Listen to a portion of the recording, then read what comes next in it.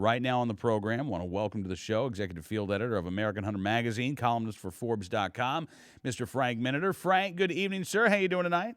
Cam, good to be back with you. Hey, it's great to have you on the program. And you've got a great piece, Why U.S. Gun Sales Are Shooting for the Moon.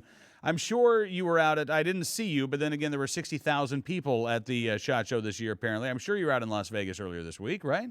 Absolutely. Spent the whole week out there. Just got back. And I saw your cameras running around everywhere. You guys look busy. We were, we were all over the place. It's a huge show, getting bigger by the year. And, clearly this year, I don't know what the final attendance figures are going to be, but I saw a lot of orders being written at almost every booth that I walked by. So I don't think this industry is anticipating a slowdown anytime soon. Why, Frank, are gun sales climbing through the roof? Is it fear buying, fear of a second term from President Obama, or is there something more, you think?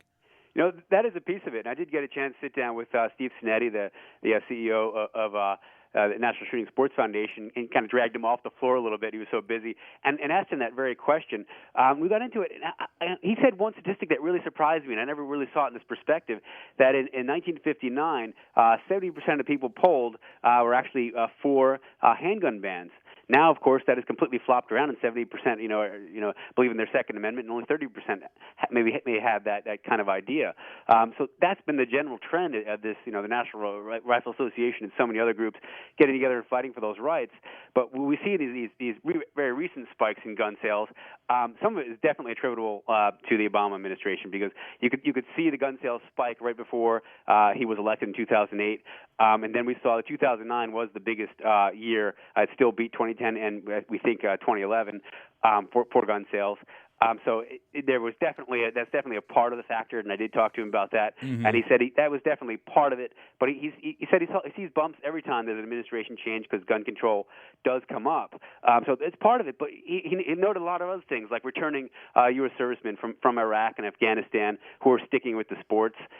Great shows on the air and making this very hip, like Top Shots. I mean, gun culture is coming around. People are understanding what their Second Amendment is, and we really have turned a corner on this whole issue. And it's amazing to see it, especially amazing to see when you elbow your way through the trade show and you just see all the cool guns and all the people happily out there purchasing and doing this. Oh, I got all the cool guns. I know. We'll talk about the guns in just a second here, because I'm really curious as to what caught your eye. But one of the things that you write about in your column is also the sort of, I guess, part of the cultural shift. You mentioned the show Top Shot. We had 8 of the 16 contestants from the upcoming season 4 on the program a couple of days ago. And, talking to them in all of their different backgrounds. This is one show, and it's a really popular show, but it is one of many shows now that you can find about firearms or shooters. And it's great that we've seen this, I think, go from the sort of dedicated channels like Outdoor Channel, Sportsman Channel, what used to be Versus, which has a lot of shooting sports on it. And now you're seeing this on Discovery Channel. Now you're seeing this on History Channel. This is really becoming, and again, they're getting great ratings, so that tells me that there is an audience of millions of Americans who want to watch shows involving guns and gun owners that portray them like we really are, as opposed to the sort of warped perspective that we get from the mainstream media. No, that's completely true. And just another little part of that trend is I sat down and talked a little bit to NBC Sports, which took over the Versus Network. Yeah. And they're keeping all their hunting programming on, and they're looking to even grow that more. They're talking a lot about new shows and new ideas. I mean, they're invested, and that's a mainstream idea. I mean, you're right. It's caught on completely. It's awesome. It really is. And, I think as more and more people start to watch these shows, like when we were in Pittsburgh last year at the annual meeting, and I was talking to a guy who's a local at a bar one night. We're just, shooting the breeze. He asked if I was in town for the annual meeting, and I said, yeah. And so we start talking, and he's not a gun owner, but he brings up Top Shot, and he starts rattling off the names of competitors from seasons 1 and 2, starts talking about, some of the storylines and some of the things that they shot. And it really, I just sat there, I stared for a second, and I was just fascinated by this, because that was the moment when I realized these shows have an appeal to non-gun owners, and they can change the minds of people who aren't owning, maybe they'll never own a firearm, but it can take somebody from a position of fear and ignorance regarding guns to a position of respect and at least some knowledge of guns and gun owners. And that, I think, pays a huge dividend for us culturally speaking. Well, that's absolutely true. I've done a bunch of the three-gun shoots now, and you're surprised who shows up there. You know, I go to one that's located in Connecticut, and so it draws people out of New York City, and it draws people out of the Boston area and these kind of places. And you just see them, and you talk to them, and you just can't believe it. And what brought you into this? Why are you doing this? And they do talk about the television shows and so on. And then they buy their first AR, and they buy a Glock, and they start to get into it. And it's addictive. It's fun, and you know you learn a lot about yourself. Well, absolutely. And, you know, even I saw this. You'll love this, Frank. Elle Magazine, ELLE Magazine, has a story from, I think it was a woman in New York, never been to the range before. And it's one of those, my first time at the range stories. And the bottom line is she said she wants to go back again. She couldn't believe how much fun it was. Now, when stories like this are popping up in Elle, you know, I've yet to see the converse of this, where, you know, the anti-gunner shows up in Elle Magazine talking about why we need to ban firearms. I think culturally we are clearly now winning this issue because of all of those different things that you've talked about.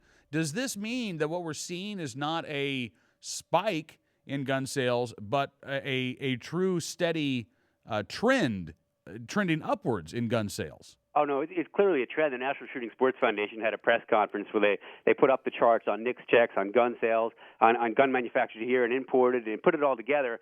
And it's clear. I mean, it goes up and down a little bit like the stock market does, but it's mostly going up over the last half century, the sales and the gun ownership rates. So absolutely, this is a trend, and it's heading in the right direction. Do you see anything slowing it down at this point, Frank? Other than, let's say, anti-gun moves by the administration or, bad court decisions from judges, things of that nature? Well, those things actually end up in spiking it a little bit, and there's a counter reaction to that stuff.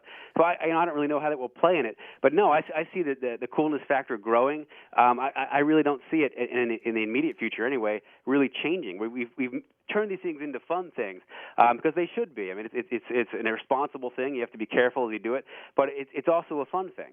It started with sporting clays, and now it's in three-gun nation, and it's in cowboy action, and it's across the shooting sports. Absolutely. And, I was just sent a tweet from Wayward Okie tweeting Chris Dolnak from NSSF. 2012 SHOT Show sets new attendance record of 61,017. Exhibitors set sales records, year off to strong start. How about that? Oh, wow. This is such a bright spot in this economy. Isn't it amazing that it's not being touted by the administration? I mean, of course we know why and all this kind of stuff, but to me, it's so strange. I mean, it's so funny and surreal to actually just acknowledge that fact. It really is. Now, of course, this means the bar is set pretty high for the NRA annual meeting in St. Louis, Missouri here in a few months. I hope that we can have records set in attendance as well. Why not? No, absolutely. That's a good city for it. Absolutely. I think last time the NRA annual meetings were there, it was the largest convention in St. Louis history. Wouldn't it be cool if the NRA could do it again second time around? I think they can. I think you're right. Hey, Frank, listen, really appreciate you coming on the program tonight, sir. Have a great weekend, and look forward to talking to you again soon. Thanks, Ken. All right. Frank Miniter joined us, executive field editor from American Hunter Magazine.